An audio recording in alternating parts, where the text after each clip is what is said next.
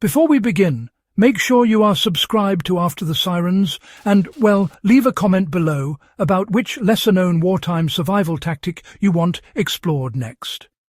This channel exists for people who refuse surface-level history and want to understand how past generations actually survived when systems failed.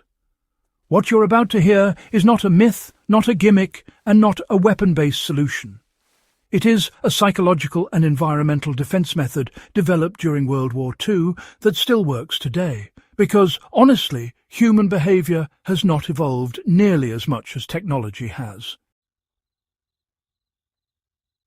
During the Second World War, civilians across Britain and parts of Europe faced nightly blackouts, air raids, looting, and opportunistic break-ins. Police response times were slow, or frankly non-existent. Firearms were restricted. People needed ways to protect their homes quietly, legally, and effectively, without confrontation. Out of that pressure came a deceptively simple home defense trick that does not rely on force, alarms, or intimidation. It relies on something far more powerful: disorientation, hesitation, and fear of the unknown. By 1940, blackout regulations required homes to emit zero visible light at night. Windows were sealed, curtains were heavy, and interior lighting became tightly controlled. Criminals assumed darkness gave them the advantage. What civilians learned quickly was that darkness could be turned into a weapon if it was uneven, misleading, and deliberately structured. British civil defence manuals quietly encouraged households to create what were known as light traps. These were not traps in the mechanical sense. They were environmental setups designed to disrupt movement and decision-making inside the home. The goal was never to fight the intruder. The goal was to stop them, confuse them, and make them leave without ever seeing the homeowner. The trick is simple in concept and devastating in practice. You control light and sound to create false depth, false direction, and false confidence.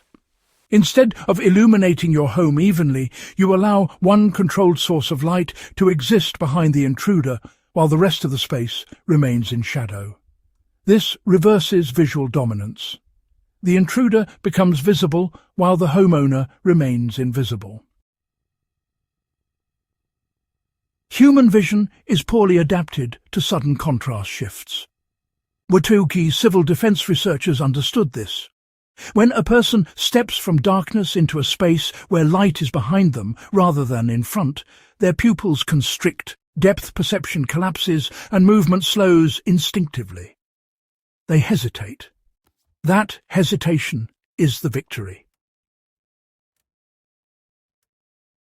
This is why the method still works on modern intruders armed with flashlights, phones, or night-adapted expectations. They anticipate darkness ahead, not light behind. They expect visibility to increase as they move forward.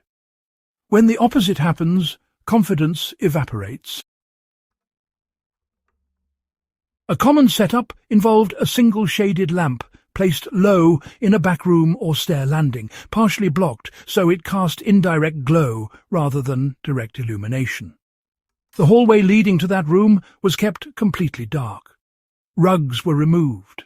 Furniture was left slightly offset. A small bell or loose object was placed near the threshold. When an intruder entered, their eyes adjusted to darkness. As soon as they moved forward, the backlight silhouette effect triggered. Their shadow stretched toward them. Their sense of distance collapsed. The sound cue confirmed presence. Most intruders froze. Many retreated immediately. No confrontation occurred. This tactic worked not because it caused fear through threat, but because it triggered uncertainty. In survival psychology, uncertainty is more paralyzing than danger. Modern intruders rely heavily on predictability. They assume motion lights turn on. They assume cameras are visible. They assume alarms announce themselves. When nothing behaves as expected, they disengage. Applying this today does not require blackout curtains or wartime conditions. It requires understanding lines of sight. Place light sources where they are not immediately visible from entry points. Avoid overhead lighting near doors.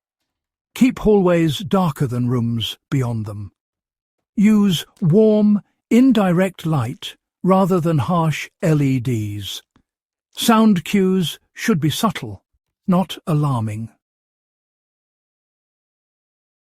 A practical modern example would be a dim lamp behind a living room corner wall, visible only after entry, paired with a darkened entry corridor. If movement occurs, the intruder is backlit instantly while you remain unseen. You gain awareness without revealing presence. One reason this method was favoured during the Second World War was its legality. It did not injure, restrain, or endanger. It simply denied advantage. And, well, that remains important today. No tripwires, no hazards, no booby traps. You're not setting a trap. You're shaping an environment.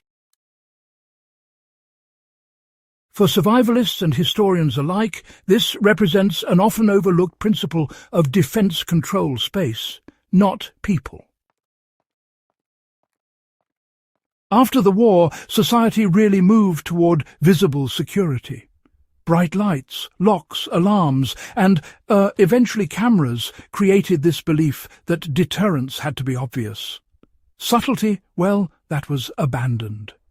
Ironically, making everything so visible actually made intrusion more predictable. The World War II method. It faded because it just didn't look impressive. It didn't really sell products. But the thing is, it worked back then, and honestly, it still works today, because it targets instinct rather than equipment. History, I must say, is not just a collection of dates. It's really a record of problem-solving under pressure. The people who lived through those wartime blackouts understood something we, often forget. The smartest defense is the one that never announces itself. If this deep dive added value to how you think about history, survival and human behaviour, do subscribe to After the Sirens. Share this video with someone who appreciates real historical insight and, leave a comment with the next forgotten tactic you want uncovered. The past still has plenty of lessons left to teach, and we're here to uncover them together.